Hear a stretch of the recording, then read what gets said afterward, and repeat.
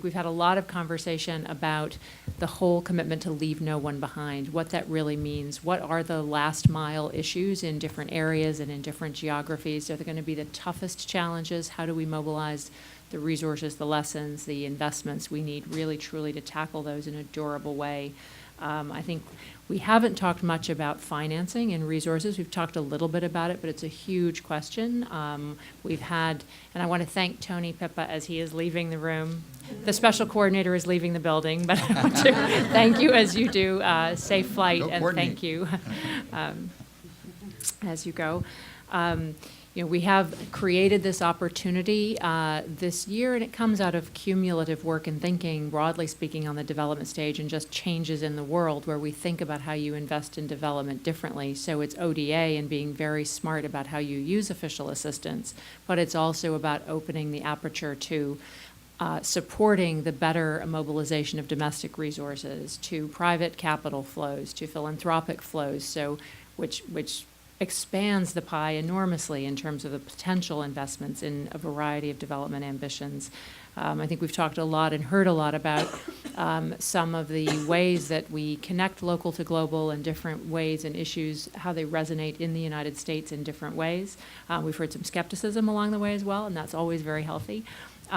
So a lot of rich terrain for discussion, and the floor is wide open, so, I see lots of hands. I will do my best. The gentleman in the third row from the back, then you here, ma'am, and then in the very back. So why don't we take a couple at a time? Feel free to direct your question to someone up here, or if not, then I may just assign them or let you volunteer accordingly. We'll take a few first before we go to the panel. All right, cool. Thank you. My name is Nicholas Rubio. I'm from Marymount University.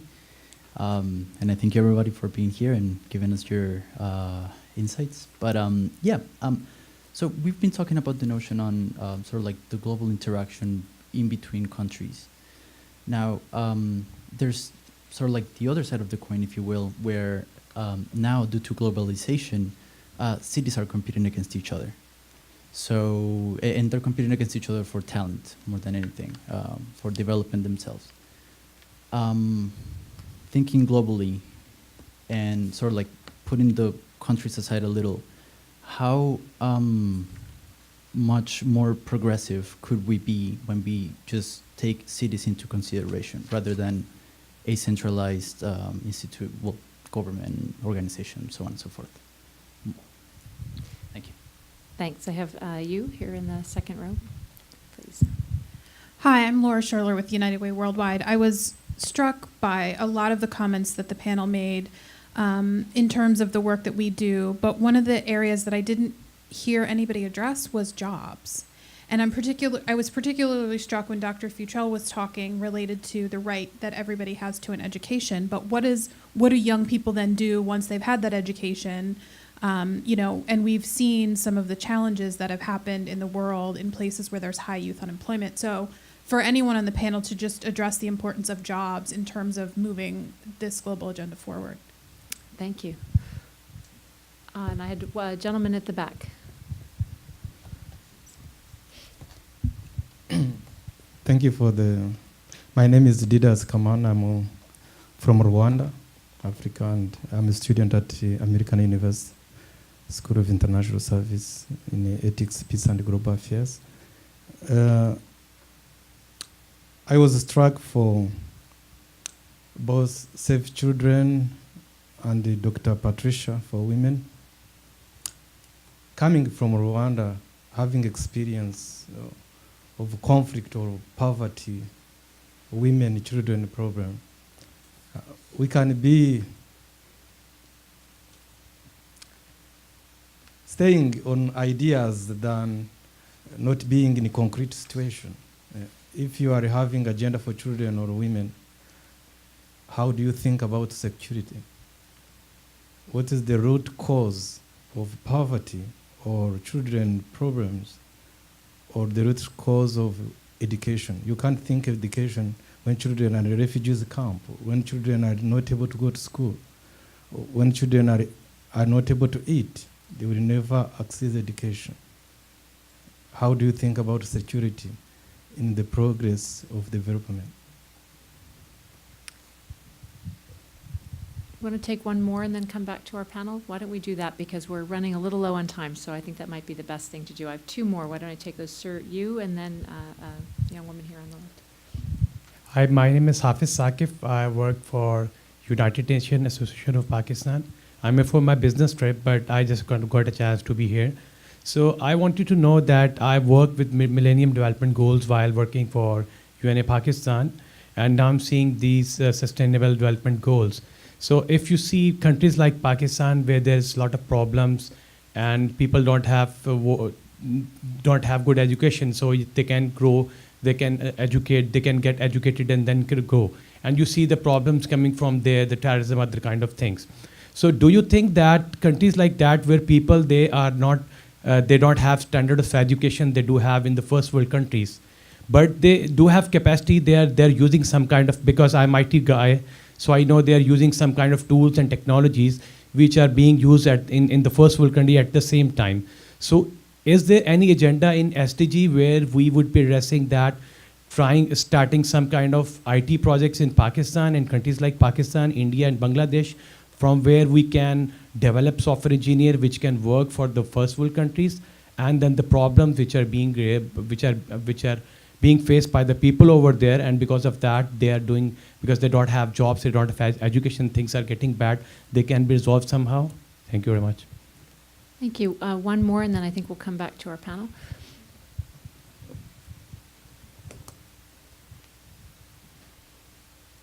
Hi, I'm Juliette Harris from FHI 360, and my question is actually directed at Dr. Burns. I was curious to hear more about your experience with kind of working with the private sector and kind of helping translate, I guess, the social sector into the private sector, and kind of the best practices you've learned, and especially as the SDGs are more complex and more involved, how do you kind of transfer that knowledge? So we have a direct question to Karen, and we have questions on cities, jobs, root causes of poverty and insecurity, and role of information communication technology and ways that can address some of those root causes. I am not sure how to assign these kind of questions. Does anybody want to volunteer? Karen, do you want to start with the one to you while the rest of you think about who might want to volunteer for one of the others? Yeah, absolutely. And then I'll circle back to the job creation one as well, because I have some insight on that. The translation, it's really interesting.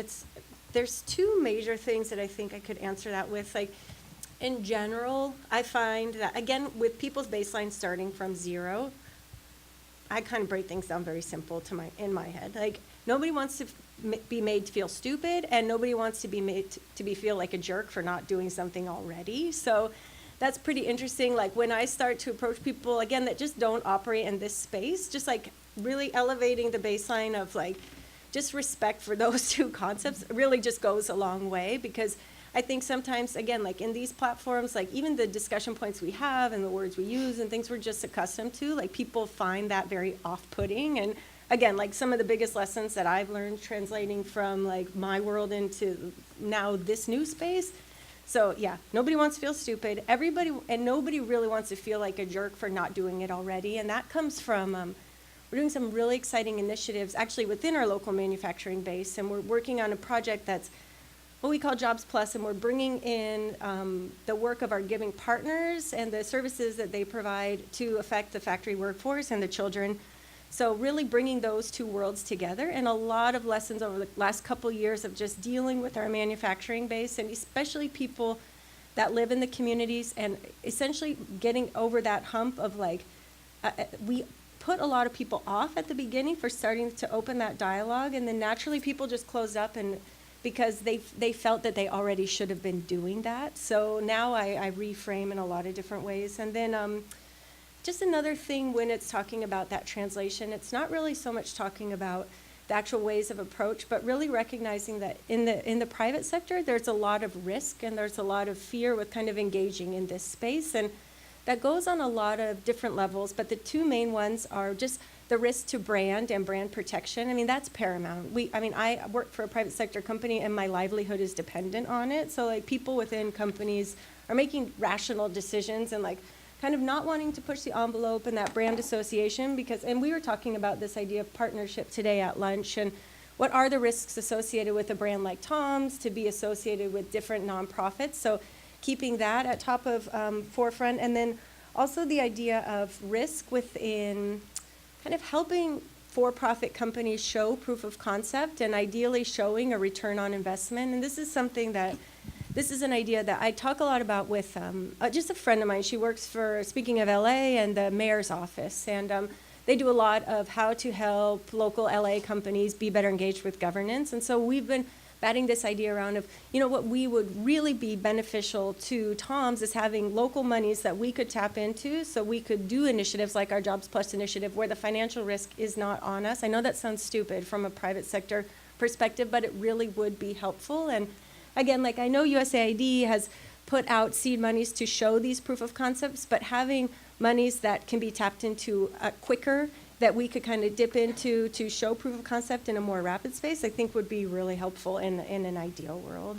And then also circling back to this concept of jobs, it's something that we realize it's critical, again, because we are an employer and a provider, so that as we've diversified our manufacturing outside of China, we know that it's really critical to keep the structure so we're tapping into existing factories and existing workforces to help bolster unemployment and underemployment in those communities. So it's absolutely top of our agenda, and it's actually something that maybe translation between the two questions, it's something that resonates really well when making these pitches to like private sector people. The idea of job creation is something that people, they get it. They're like, okay, yes, it's important. I get that, and we can move forward from there. Pat, I saw you. Yes, please. Why don't you pick up? And you don't have to answer all of them, just the ones that you choose. Sure. I'll say a little bit about jobs and something about security and, what do we do about like context, like in Rwanda, for example, and maybe something about IT. A couple of things. One, I think we certainly know that the majority of women living in poverty and extreme poverty are eking out a living in the informal economy, right? So that's one picture. Second picture, we know that a lot of the work that's being done lately on women's economic empowerment is really focusing on female entrepreneurs and getting women-owned businesses into the supply chain, for companies, right? But of course, those women-owned businesses are not really the ones that are, say, the micro enterprises that, women living in poverty may have. So, I think in terms of how we look at some of this, we see a real disconnect there, right? And this, because there seems to be sort of this focus on the entrepreneurship and not so much a focus on jobs, right? And then the target group for the solution is not really the target group that is having the issues with, really wanting to eke out a living and have employment. Earlier in the year, I was up at the UN and was on a panel. We were talking with a lot of, companies that are sort of integrating women-owned businesses into their supply chain. And one of the things that I was suggesting is that there needs to be, as some of the companies were talking about requirements that they have for the companies that are going to be in their supply chain, what about having requirements in terms of employment, right? Not only the women's businesses, but all of the businesses, right? So that you're actually moving forward in terms of being able to offer, opportunities for women, particularly poor women, right? I realize that, a lot of social enterprises sort of look at, the contributions that they can give back to the community in terms of assistance. I think it would be really very interesting to also look at a jobs model for that, right? Because then we can begin to develop a multiplier effect within the economy. And so it would be really interesting to sort of look at how we do those things, because in the end, we want to be able, to ensure that everyone can have decent work and, decent pay and a living wage and all of these kinds of things. And And there may be, as the economy begins to grow, there might be a way that that kind of approach could be sustainable. And so I agree with you that there needs to be more of that focus. The good news is that, one of the SDGs does deal, with, participation in terms of, jobs and work and decent pay and those sort of things. So we really need to push that agenda forward. And part of it means that we're going to have to rethink business models, right? And what, and how we define value and what that is. The good news is we have the opportunity to do that if we're saying that we want to meet certain goals, in the next 15 years. But it is going to take a lot of work. It's going to take research. We're going to have proof of concept. It's going to take advocacy in order to get, to that destination. But it's definitely, worth pushing for. In terms of the question about, Rwanda and, security and poverty and education and what do we do about that? I used to be director of programs for Women International. We had a program in Rwanda. And, we focused on three things. We focused on rights awareness for women, we focused on life skills, and then we also did some income generation training women in different kinds of skills and some non-traditional skills where through market assessments that we did, there might be opportunities for them to either have their own businesses or to get employed.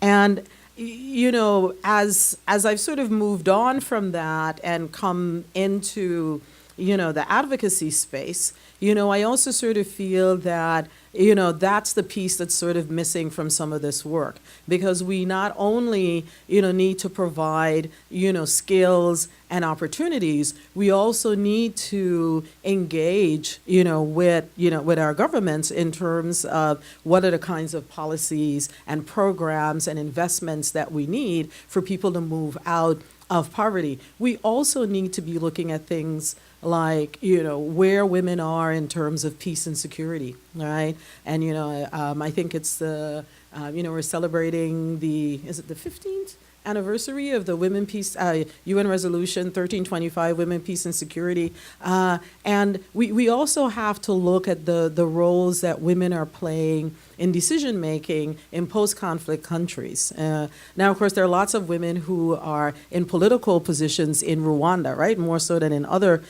countries. But that piece really also becomes important in terms of being able to address, the issues and the inequalities that we find in society, and so that the development piece alone is not sufficient. Which is why someone was here from Transparency International, goal number, 17, 16, is really important because the governance piece is critical. And then, finally, I'd say technology is, can be a boon for how we go forward in the world. There's so many things that we've been able to leapfrog on, and certainly in terms of women and women's empowerment. The more access women have to technology, right, the more they're able, to realize their rights and to be empowered and to be much more engaged. And so I'm a big fan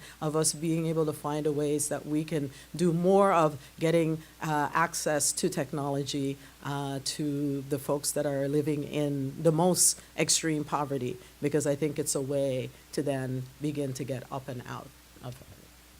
Thank you. Can I ask maybe Bruce and Asma maybe to speak to some aspect of the city's question and/or jobs, and then Jenny maybe to come back on this insecurity question, and then we'll go to a quick lightning round of wrap-up comments for everybody. I'll be quick. I just think on cities, cities are where it's at in the United States and in the world. In terms of innovative approaches to solving social problems, in terms of just trends in urbanization, which, I think Latin America is now more than half urbanized, and Africa still has a ways to go. But cities are where the action is going to be and where it is now, particularly in terms of thinking in it, with budgets deadlock and with political deadlock at a national level in this country, cities become kind of the drivers of innovation, both, I think, in terms of thinking about themselves, for example, in a global context, how do they think about, how does the city begin to think strategically about its trade agenda, where they've never done that before? How does the city begin to think innovatively about borrowing around social innovation?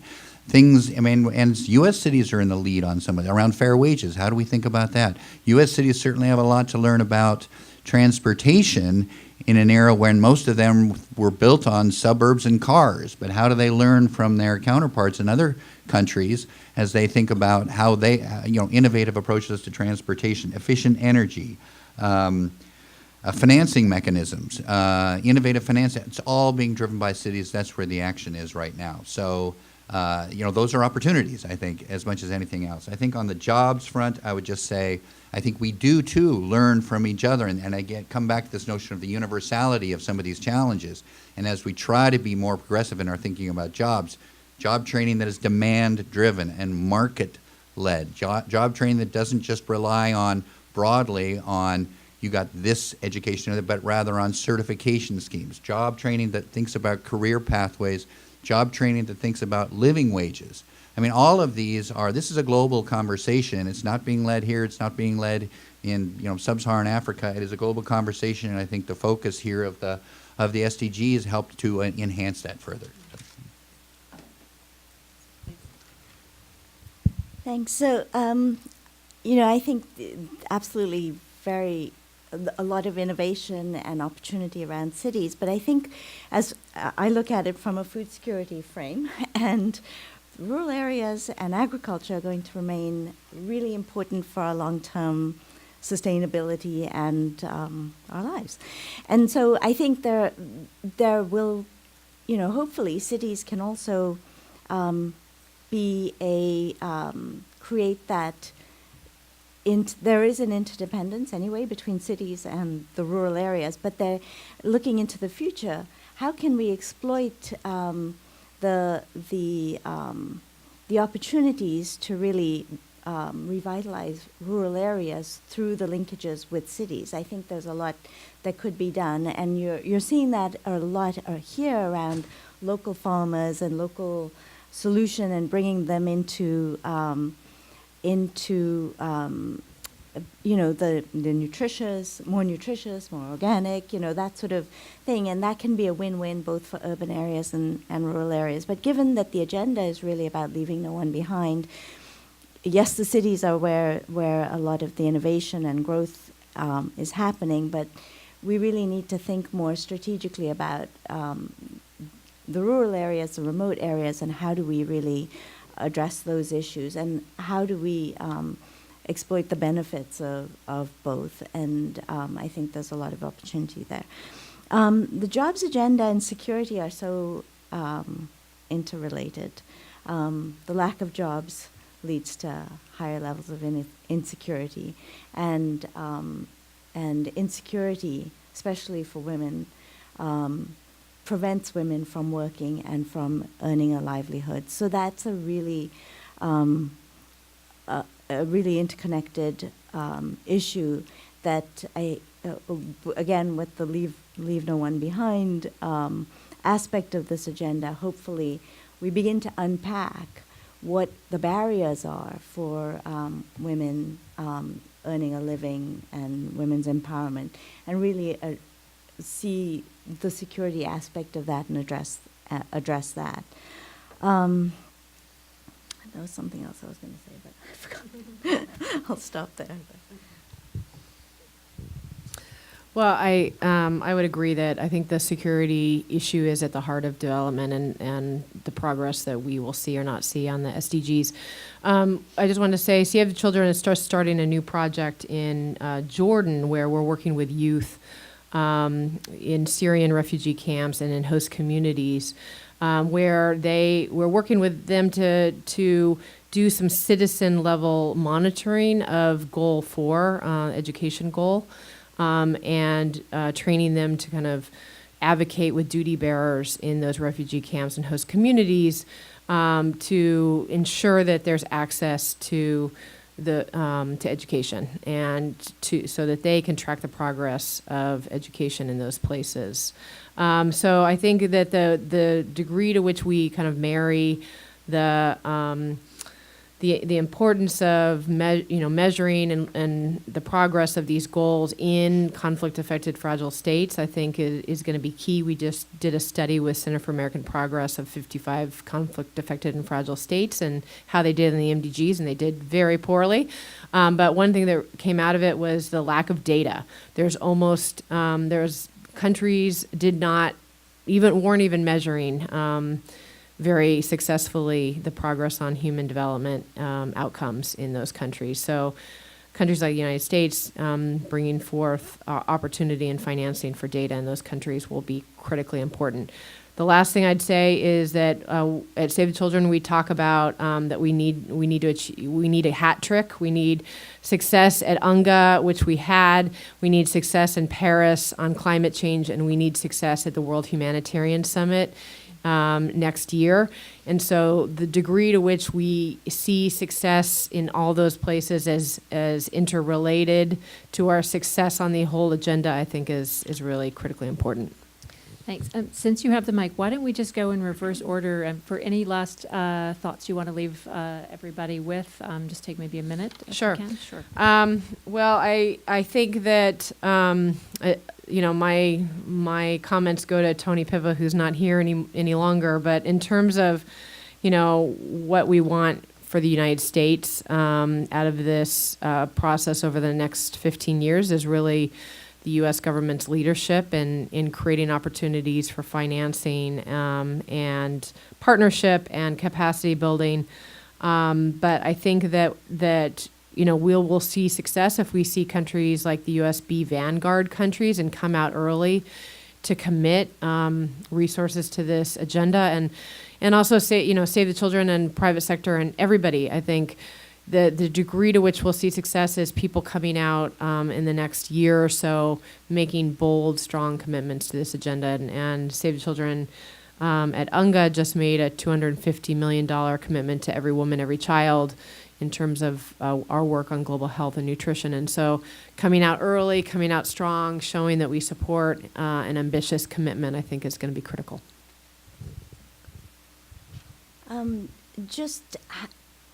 We need to, as we think about the next 15 years, we need to really be very conscious that the gains can be quite fleeting, and that countries can suffer reversals through conflict or through climate change and other things. So really thinking about this agenda as a holistic agenda that really builds resilience, so that the gains that we make over the next 15 years will have really deep foundations and really help get us to a point where the slippages may be just very temporary. Because I think, with Syria, we can see what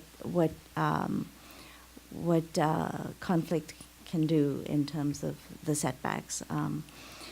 So the only parting thought really is around really using the next 15 months very strategically to make sure that this agenda is embraced and embedded, so that we can really continue the momentum that this year and this very promising and sort of surprisingly hopeful year can yield. So I think it's incumbent on all of us to have these conversations in whatever room we're in.